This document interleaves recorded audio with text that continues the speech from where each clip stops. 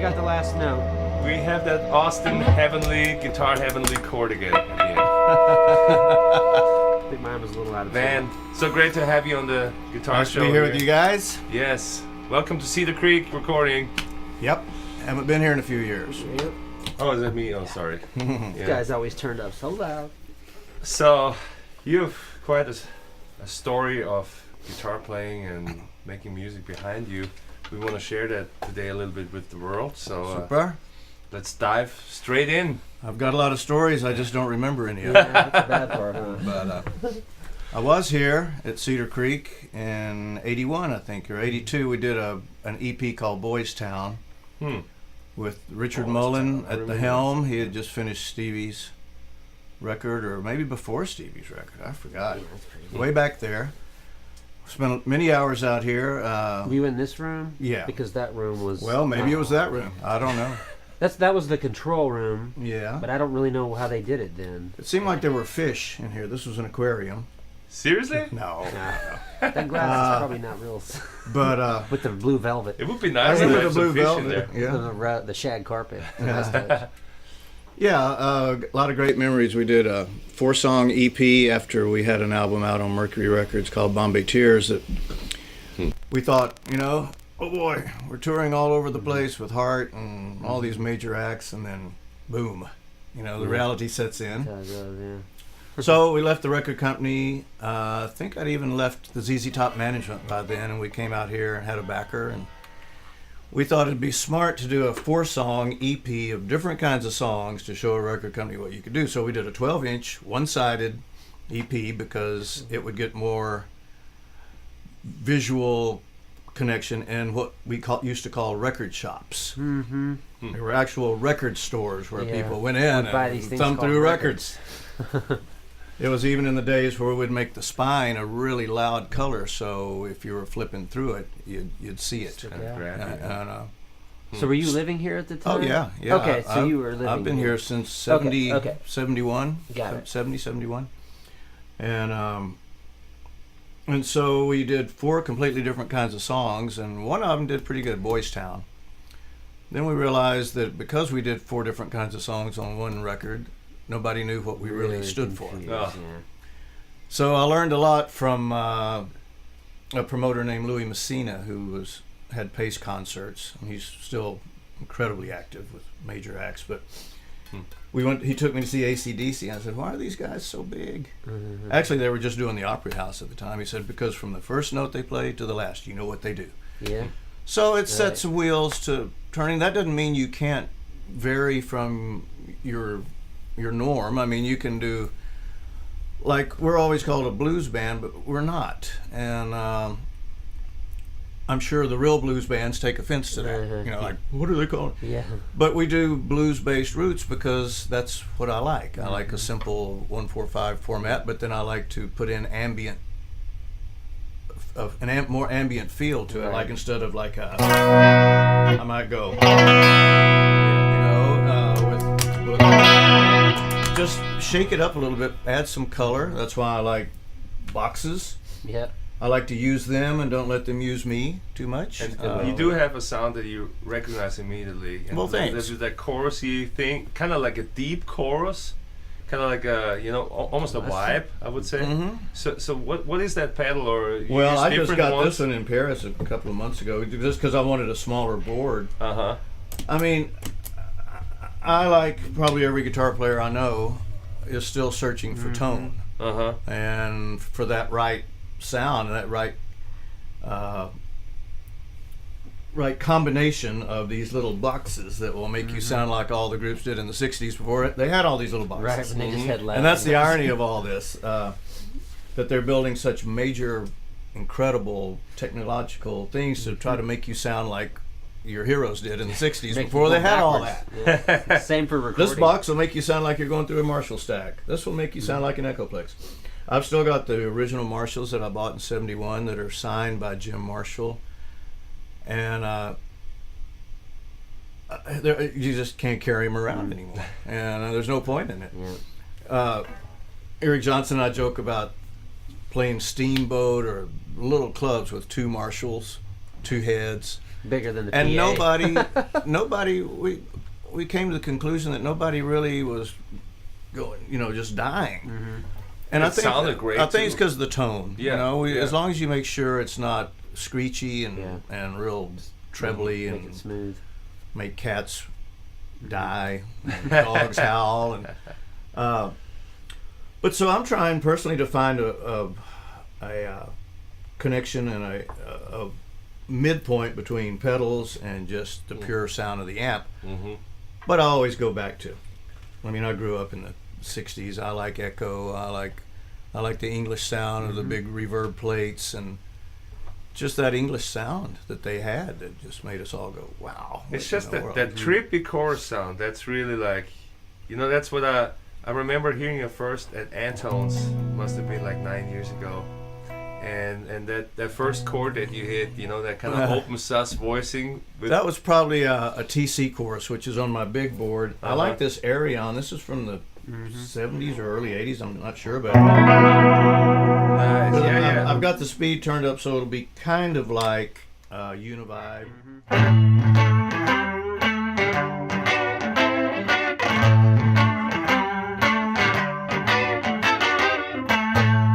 Wow. Because the Univibes I've seen are big, Yeah. and I'm just trying to scale down Yeah. and still keep the integrity of the sound that Right. I personally like. Well, especially if you're traveling. We had a device built when I had my Marshall stacks and we were touring all over the place called the Vanomatic.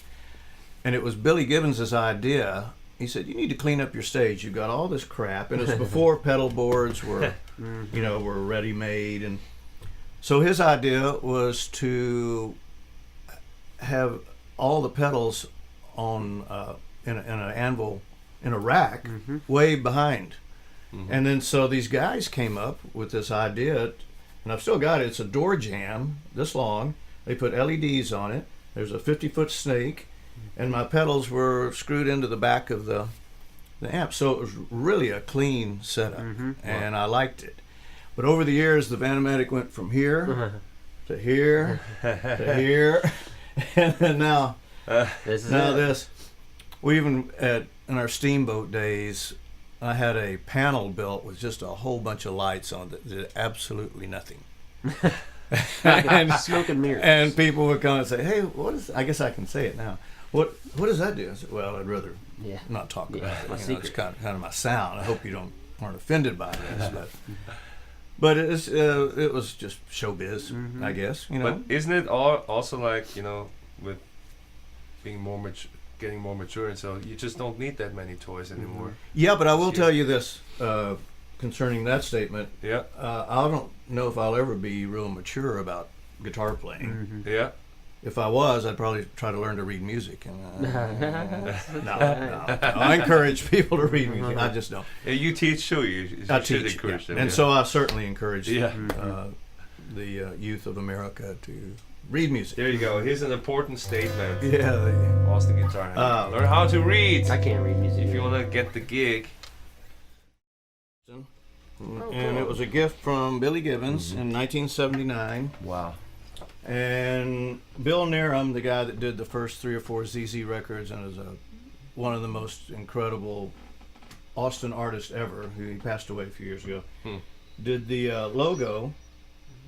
And Billy made one for Stevie, which has the same logo. You can see it very clear. It's the same writing. Billy called it a Scotch Tone Lurk Tamer.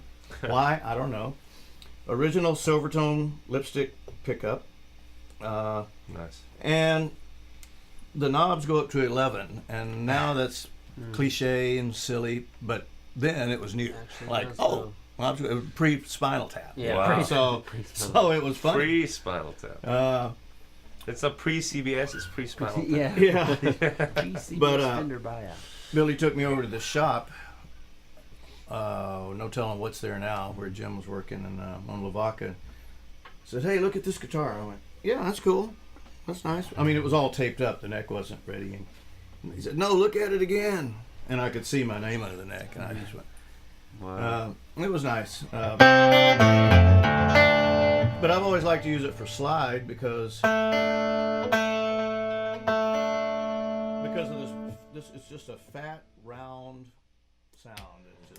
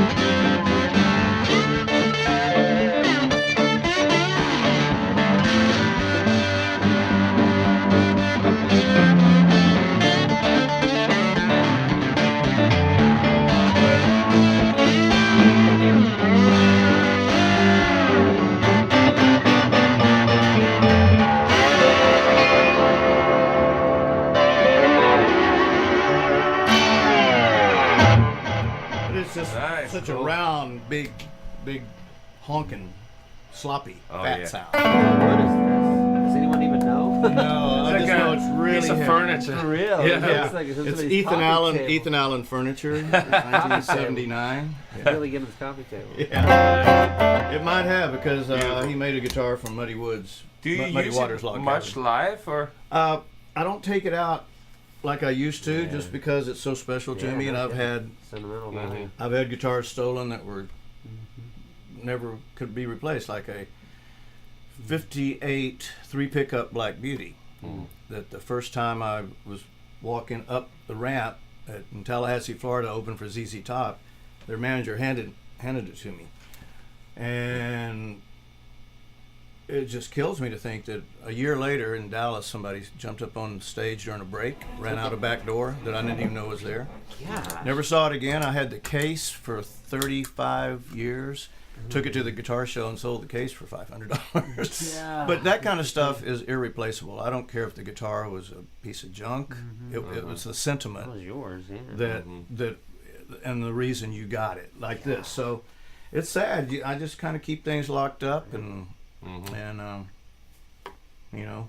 Yeah. This is Now, not I don't do it so much that I don't still enjoy the instrument. You know, I mean, I wouldn't take this on an extended road trip. There's Right. no point in it. Yeah. You know. Does it have a longer scale It too? looks, Yeah, it yeah. looks so long. It's hard to get That's why I into thought a it was regular baritone. case. Uh-huh. Yeah, it's weird. I don't understand it. What do you have it in like a bass? Sounds like a 12 string almost. Yeah.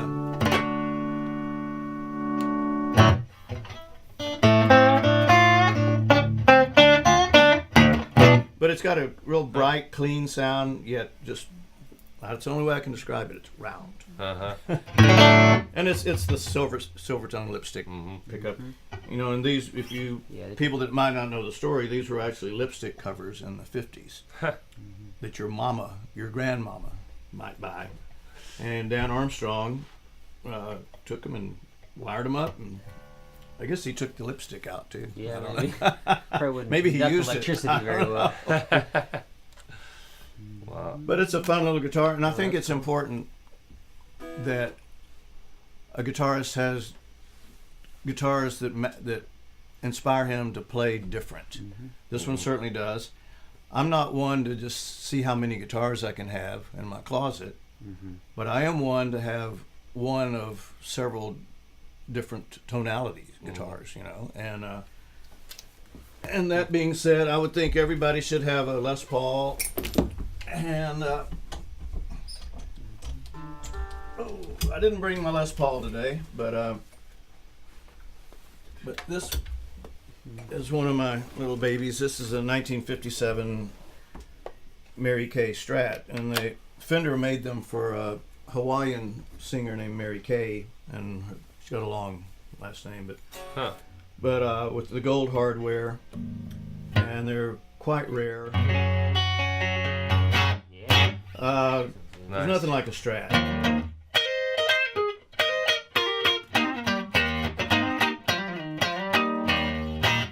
I guess the first time I heard what a Strat could really do was Hendrix, and with that round. That sounds perfect, yeah. And it's just, Is it pretty light? Huge. oh yeah. Yeah. Yeah, it's nothing. Wow. I love those light Uh, styles. Early 60s. The way the market is, it's crazy. I was offered $50,000 for it once, but I like it, and it wouldn't be worth that now. Plus, it's pretty beat up. I remember at the old Armadillo, I got excited and threw it up in the air, and I meant to catch it like that, but it went like that, Ooh. and Didn't snap. well, the bar broke, so that's why there's a silver bar. That's not bad. But it was the most beautiful sound I've ever heard in my life, with my Marshalls and this hitting that floor. I think I probably just walked off and said Did goodnight. it have? Your manager said, like, you gotta do this again. This is the finish. It almost Somebody looks says this was the dry. original, then it might have been changed and then back. But for something that's what 60 Yeah, I'm doing 60 what years old, 42. it holds up pretty nice. Original knobs too. Oh yeah, Because you can tell they're rounded off. yeah. That's not pickups are original. Wow. Nuts certainly not original, but these are original. But the point being is, you don't have to have a vintage guitar. I don't have it to be cool. I have it because in '76 it was $700, Yeah, I'd want it. and I bought it. And then years later I went, oh wait, this is kind of rare. So I didn't get into it to collect it. I got it because I needed it. Oh, the pick guard had to be replaced, so that's why. Oh yeah, it looks new, I guess. But yeah, I'm not a gearhead or a guitar snob. I just like tones. And Was that your main guitar at some point? Yeah. Oh yeah, yeah. It went everywhere. And when I started going to Europe, it went, and then I went. And when, no, maybe I should not do that. when did you switch to the PRS as your main guitar? In 2006, Paul Reed Smith approached me and said, I'd like to. He said, why aren't you playing our guitars? I said, well, can't afford them. Yeah, right. And yeah, I was saying that I'm not a guitar snob. Maybe it's going too far because I was always a Les Paul Strat guy. Paul Reed Smith approached me and made this for me and gave it to me as a gift, and I just freaked out. Does it have something engraved? Yeah, these are. I've changed the pickups about 10 times, so these are new. This is his latest pickup, and he put on there what it is. So this is probably the 5th set of pickups that have been in here. But this guitar is such a fine piece because it's a workhorse. It'll sound. I mean, it's got the humbuckings, which we all need.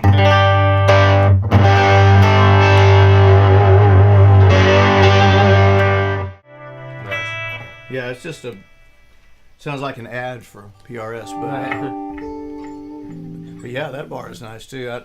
Well, that's a Blade Runner bridge, and they just learned from the snapping of the Fender thing, and Fender never changed it, but they did, and so they put this little thing in here, little extension, to not make it snap. And the pivot's on a blade, so it doesn't get stuck on the screws or anything. Interesting. But, yeah, I mean the main thing is you're trying to keep it in tune. Yeah. And feel floaty, because either they don't feel floaty enough or they don't stay in tune. Yeah. I have a Tokai that they gave me when I did a session with. It was a Bugs Henderson record. Johnny Winter was on it. Jimmy Vaughn. About 10 players, and Willie Nelson. And Willie's using his. It was that honky tonk song.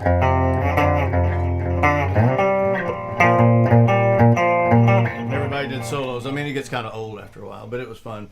But Tokai gave us guitars, and it's a Strat copy, and it is one of the finest guitars I've ever played.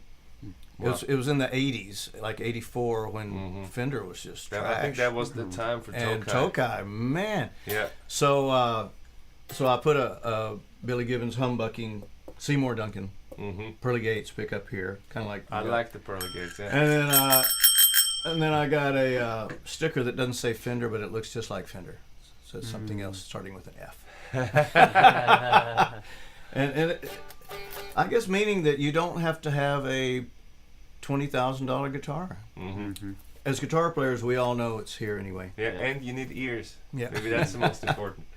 Well, First thing to go is your ears. So fantastic to have you on the show. Well, thank man. you. Yeah. My pleasure. How much time do we have? Any We time? have a little more time for a little jam. So we're going to take a toast on our episode sponsor, Gaia Soto, selected by our friend Lasan from B-Wine Date. And she recommended this spirit here, handcrafted, handmade in Austin. And she had something to say. So I'm going to read this to you guys before we try it. Here's what she had to say. Gaia Soto Anejo, new to the Texas market, is 100% agave sia. Oh gosh. Is that agave? Agavacea, maybe. Sounds like a plant. Are you an expert? No. Okay. Soto, aged 2 years in Hungarian oak. Oh, the Hungarian oak. Yeah. The Hungarian That'll oak, make a yeah. difference. Gaia Soto is akin to tequila. This has an enticing floral nose with accents of nuts and offers an elegant sip, layered with subtleties of citrus, nuttiness, finishing with earthy goodness. Prepare to be enthralled. I'm prepared. Let's see. Are you prepared, man? Throw me. I'm prepared, yeah. I'm prepared. C add 9. C sharp add 9. With an 11. Something, yeah. Something 11. Over G. Pass this on. Yeah. So it's called Gaia. Now you can't drink on TV, can you? This isn't can. real. This is maple syrup with sugar in it. We are in guitar heaven. We can do anything we like. We're the gatekeepers. We decide who gets in. Welcome to heaven. Not yet. And I don't know if it will be Cheers. heaven. Fireplace. Smash your glasses into the fireplace. Probably been done before. Nice. Well, thank you guys.